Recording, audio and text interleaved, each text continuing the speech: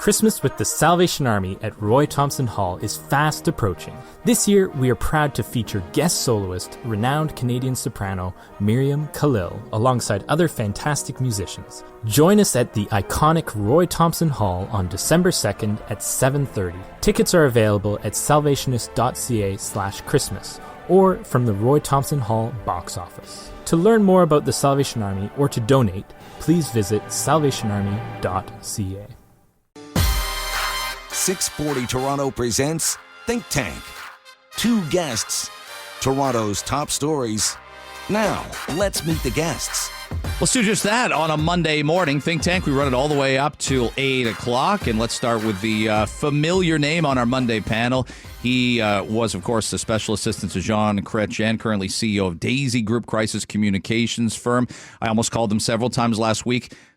That's a joke here, but it's not. I would call them if I was going to. Here's Warren Kinsella. It's great to have you back on. How are you doing?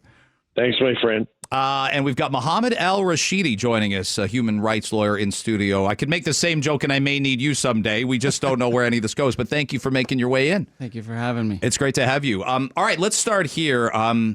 I sarcastically wrote to you guys our favorite, but it's not. Let's talk about demonstrations. And here's my take on Toronto, and you guys can call me crazy, weird, or absolutely in the wrong. If we keep a Toronto lens on this, I think we had a better weekend, Warren. Nothing interrupted the Remembrance Day celebrations. We had a gathering at Christie Pitts by people signifying a vigil yesterday. We had marches in the city that didn't seem as disruptive and caused less trouble than last week's did. There was no boycott outside Aroma Cafe, no threats of violence. Am I being too positive? I know around the country there's issues, Montreal specifically, that we'll get to. But in Toronto, am I being too positive about the weekend that was? Well, I guess ask Heather Reisman, right? Ask the people who feel intimidated about leaving their homes or sending their kid to school or going to work. Ask the people who feel intimidated about wearing a Star of David around their neck or a mezuzah on their door frame. And ask the police. The police have received so many reports of hate incidents from anti-Semitism to Islamophobia. They've had to open a whole new website to accommodate the number of complaints and expressions of concern they're getting. And walk anywhere in Toronto and you'll see a Star of David with blood dripping off of it. And if you're a Jew, that doesn't make you feel very comfortable, I don't think. I'll phrase it differently, and then I want to get to Mohammed. Were you worried it'd be worse on the weekend? They moved protests from pro-Palestinian demonstrations from Saturday to Sunday, and I think that was the right thing to do. I give the organizers at their core credit for recognizing Remembrance Day deserves its own moment. Yeah, and they should have done that in London over the weekend because it caused all kinds of problems. Some neo-Nazis came out to cause trouble. So, yeah, it should be respectful and remember, our forgotten soldiers, who could be Christian or Jewish or Muslim. So, yeah, that was good. But, I mean, we're all one country, guys, right? And, when a Jewish school is being shot up not once but twice, and community centers are being firebombed and synagogues are being firebombed and people of the Muslim faith are being intimidated and seeing things happen at mosques. We've got a problem. So maybe Toronto wants to pat itself on the back this morning. I wouldn't. We're one country and we've got a problem. Canada's got such a problem. It's attracted international media coverage. People are paying attention to what's going on in this country. Mohammed, how do you view the weekend that was? I always say things don't end up static. They go in one direction or the other. In tiny increments, in tiny steps, do you think we might be moving to listening to each other more and having more conversations about this issue? Yeah, it's a tough time for a lot of people. I think it's when I'm looking at what people are seeing on the news and especially on social media off of mainstream media, it is very disturbing. And I think it's very hard to disconnect between what people are seeing in terms of the atrocities and the mass deaths that are happening in Gaza and the reaction on the street. So overall, I was very happy to see that things were peaceful. I think the Toronto police has done a good job of managing this. As Warren said, there has been a lot of reports of incidents. We will get to Montreal because I think it's Yeah. a completely different level when weapons are used. Not that that's related to protesting, but the situation and the protesting, I think people are very incensed by what is happening, and I think it's important to look at these protesters overall and see that when Warren says we're one country, I absolutely agree, and I think anybody who looks at the protests keenly and with accuracy, they'll see that it is made up of all sorts of people from our community, including Jewish individuals and Jewish groups, as well as obviously those who are from Palestinian backgrounds or Arab or Yeah. Muslim and European, all sorts of groups, all sorts of walks of life, because I think overall Canadians are very incensed and against seeing this mass killing of civilians that we're seeing in Gaza. Yeah. I want to play both of you guys some audio from the weekend as well. Here's what I didn't like. So I told you where I thought we may have improved from last weekend. It's a low bar, admittedly, but this is a gentleman named Mo Jabari.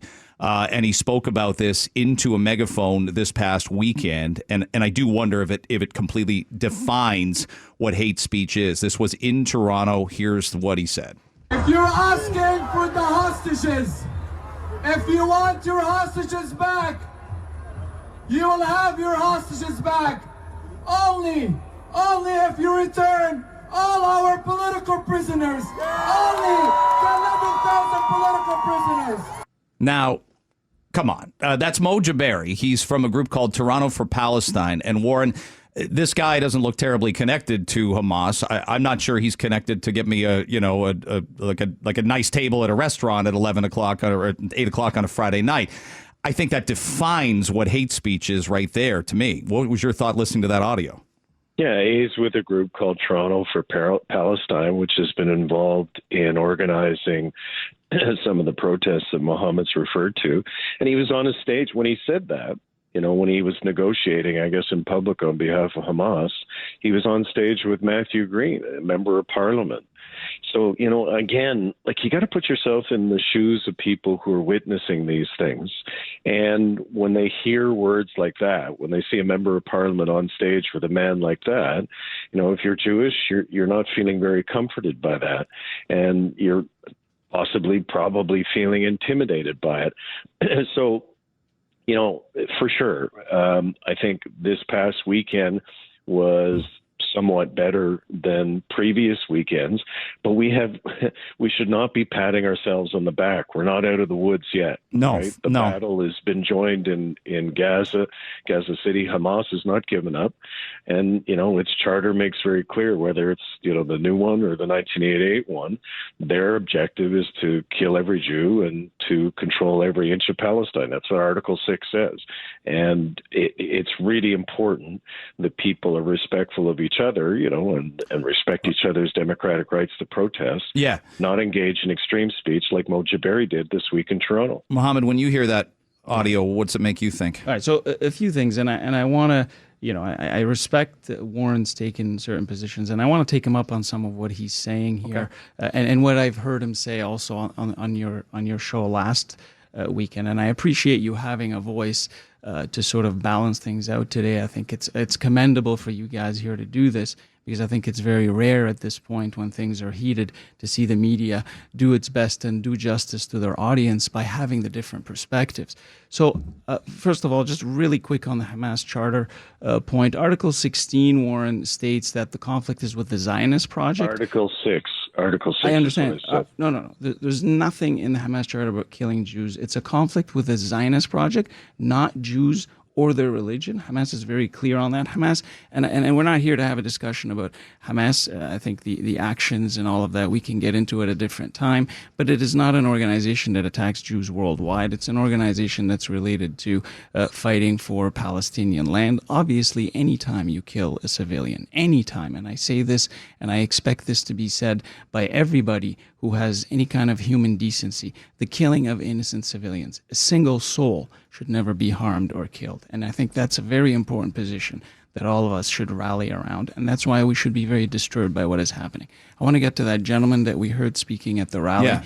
I don't know if he's impersonating negotiations and what's supposed to be happening right now. But he's bringing up a point that is quite lacking in the coverage, and that is the fact that Palestinians have about 7,000 people held by Israel in Israeli jails, and that includes more children. More Palestinian children are held in Israeli jails than Hamas is holding Israelis in total. I'm not even going to count the number of women involved. So I think there is an important point to be made here that when we talk about this horrific situation where Israelis were kidnapped and taken into Gaza, that we realize that the number of Palestinians held and abused by Israelis in Israeli jails is also astounding. And there's such a high volume of material by human rights organizations covering these Israeli abuses of Palestinians for the simple fact that it's been going on for so many years. Sure. Right? So, but I want to get into, I think we have a responsibility when we cover what is happening on the ground and these protests in general and sort of the threats that we face as one people in one country, to not exaggerate and not to go out of our way. And I take Warren up on this because Warren has a voice out there, and I respect that, and I hope that he can wield that with responsibility. I've heard him and read his column repeat that a gentleman by the name of Sharkawi in Montreal. You remember we were talking about the guy in the balcony? On the rooftop in the balcony. And Warren, you stated that he's calling upon God to kill Jews. And I just want to be clear, why would you say that when he did not say that?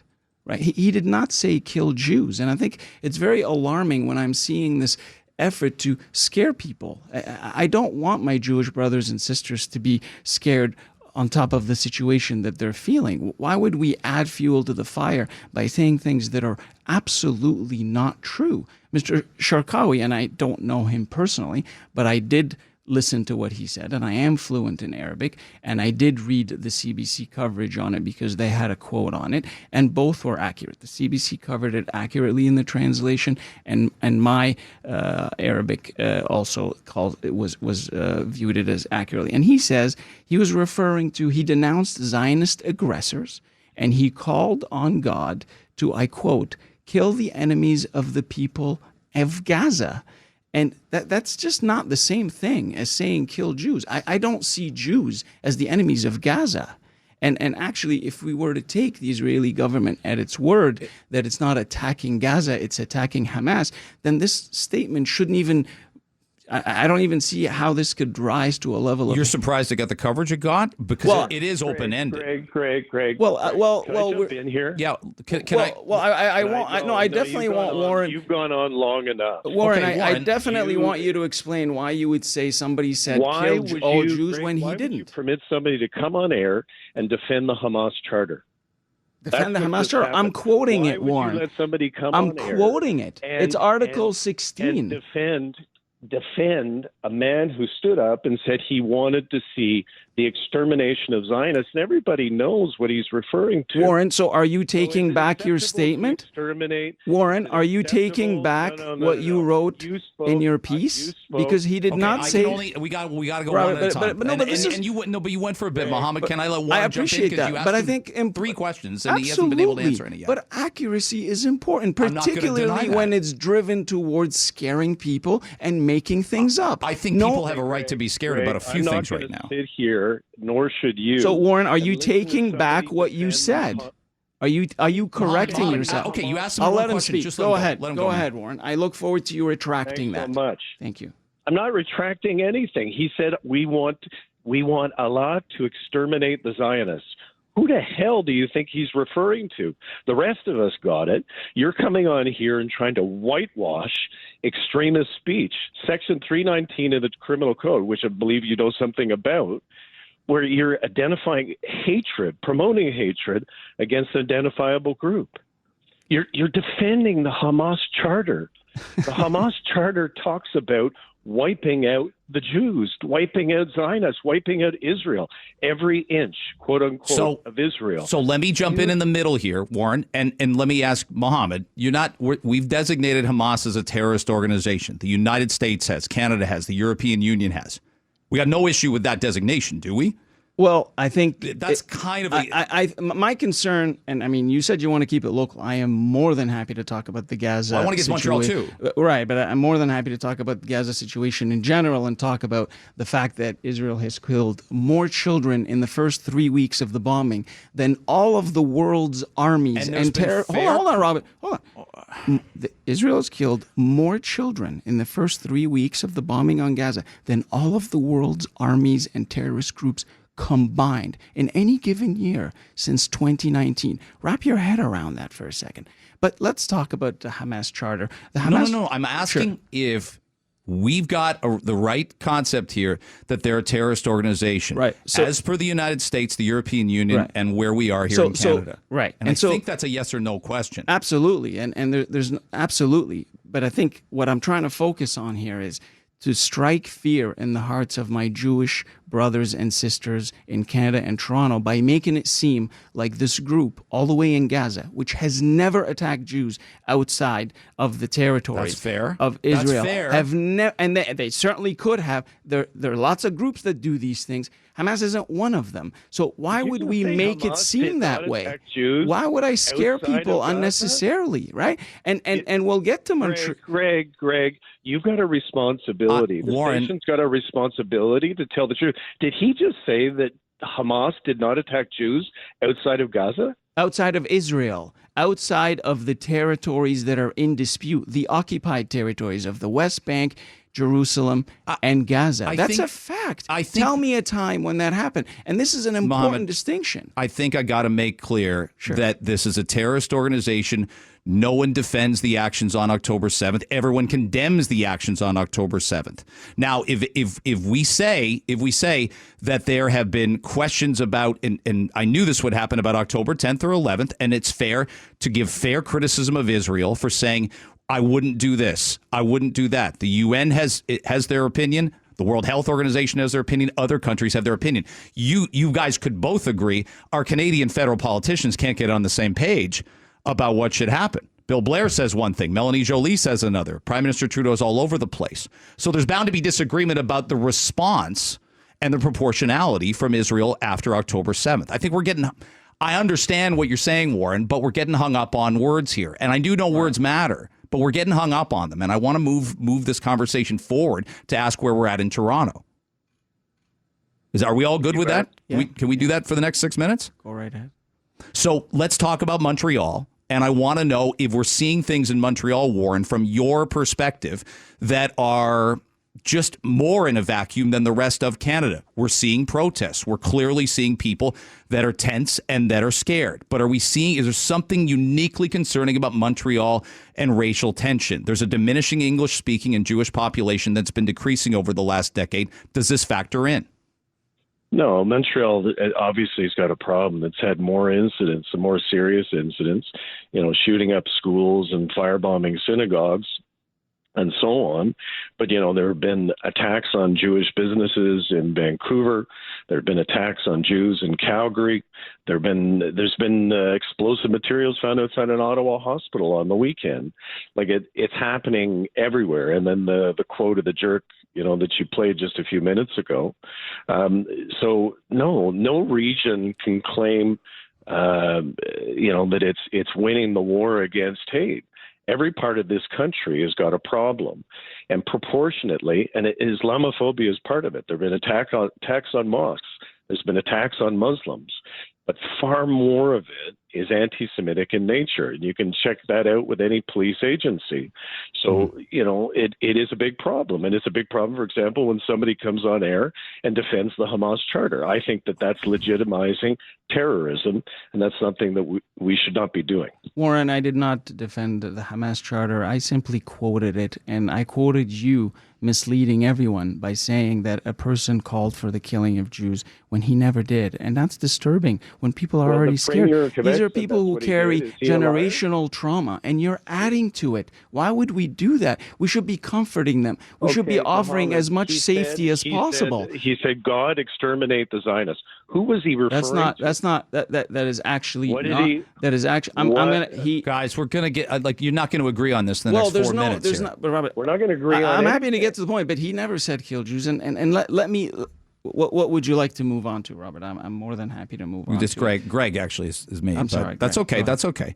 I want to know how you see Montreal and how you see a solution. And what I see right now is politicians and representatives giving lip service and not saying practical things about laws, enforcement of laws, and protection of these schools. I don't see it. I see words. Yeah, this is a very heavy situation, and I say that because unfortunately, when we're a multicultural society, we are even more sensitive to troubles abroad, and we've seen that, for example, with the stabbing of a volunteer outside a mosque, and a couple of years ago, and he was killed by William von Notgem, if you may remember. That was caught on CCTV cameras. And I think the more we see these incidents, the more we need to be aware that whatever happens abroad is not a reflection on people in Canada. In other words, if Israel is committing atrocities overseas, as we're seeing right now, that in no way should be a reflection on Jewish Canadians. It's completely unrelated, and it's disgusting for anybody to make that connection or in any way use violence against people. Now, I don't know what's behind the shootings. We have to assume during the time, we have to be suspicious that it may be related. But of course, we have to protect all of our institutions. Well, it looks like anti-Semitism is behind the shootings.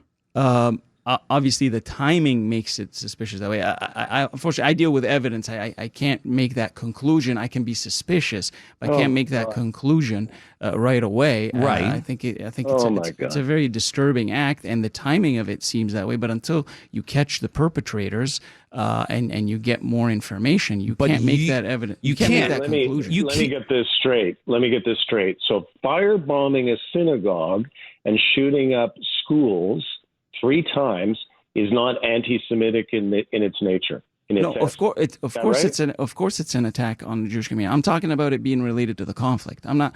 Obviously, the attack is a criminal offense, and whether it's related to hate or not, more than likely it is. But I think just somebody who looks at the facts. Okay, but we're not in a courtroom right now, so I'm asking your opinion of it, and it's based on the evidence that we've seen on newscasts and what the media has provided. Of course, that's what we have to go to, of right? Course, and it's our duty to rally behind everybody that's impacted by that emotionally as well as physically. Fortunately, so far it hasn't been physical, and it's very important to rally behind people who are affected by it. In this particular case, it's the Jewish community. Absolutely. I got a couple minutes left, and I want to ask both you practical questions about where we're at with the efforts for hostages to be freed. Warren, Joe Biden's talking with a third party in Qatar. He's not negotiating directly with the terrorist group, but he is negotiating with Qatar.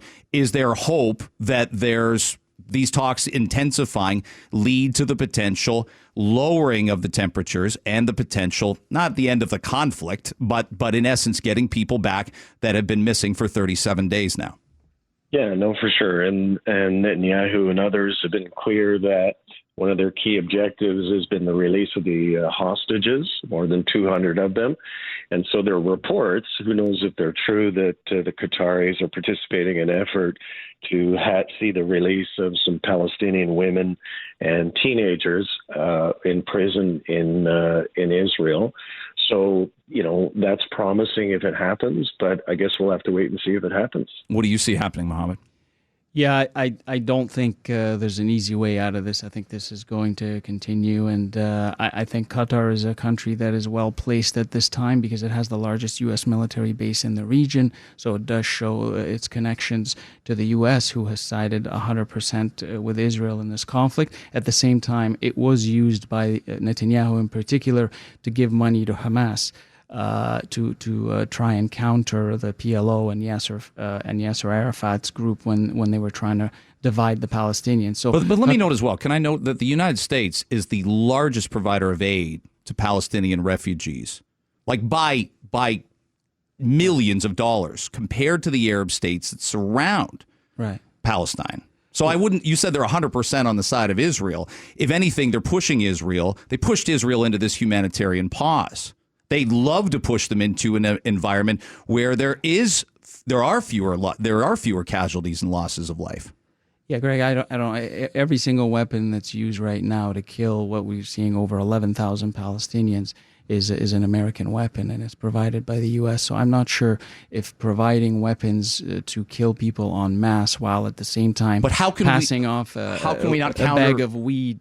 No. But how can we not counter the international aid that is, again, like uniquely greater than all the other Arab states combined? Saudi Arabia gives about a pittance. They could snap a finger and they give them $25 million a year. We're talking about the United States giving Palestinian refugees in the neighborhood of $280 million in 2022 alone. Yeah, I don't. How can we not bridge that gap and say they both matter? I do think they both matter, and I think if both did matter equally, we would have had peace at this point. The reason we don't have peace is because you don't have a balance of power. That's how Israel made peace with with the neighbors that it has made peace with: Egypt, Jordan. That's why there was peace, because there was a balance of power. The Palestinians are so weak, and Israel has so much support and military power vis-a-vis the Palestinians that we don't have peace right now. We have the slaughter that we're seeing. So I'm going to hold this here. Israel looking to shut down and destroy Hamas has collateral damage. And I agree with you. And it keeps me up at night. And there's not a person I know that isn't agonized by this. But you understand when they're attacked on October 7th, this is their goal. So it doesn't ever happen again, because this group has said we'll do it again. We'll do it again and again and again until we eradicate Israel. Yeah, I think calling what Israel is doing in Gaza collateral damage is disingenuous. It does not reflect what is happening. I think anybody who's looked at it, and many human rights organizations have, many inspectors and investigators have, whether they be military or the United Nations or others, and everybody concludes that Israel is looking to humiliate and hurt Palestinians as much as possible. It's not a universal opinion, but it's an opinion. But it's not a universal opinion. It's very difficult to argue against, and I'm happy to get into it at some point if you wish. I got to get out of here. Warren, thanks for the time today. Mohamed, I appreciate it as well. Thank you very much. Hey, it's Alan Cross, and have I got a story for you? In my new one-of-a-kind true crime podcast, Uncharted: Crime and Mayhem in the Music Industry, I take you inside unbelievable stories, from murder to fatal plane crashes to court battles and even run-ins with the mob. You'll hear about the dark side of the world of music. Search for and follow Uncharted: Crime and Mayhem in the Music Industry on Apple Podcasts, Spotify, Amazon Music, or wherever you get your favorite podcasts.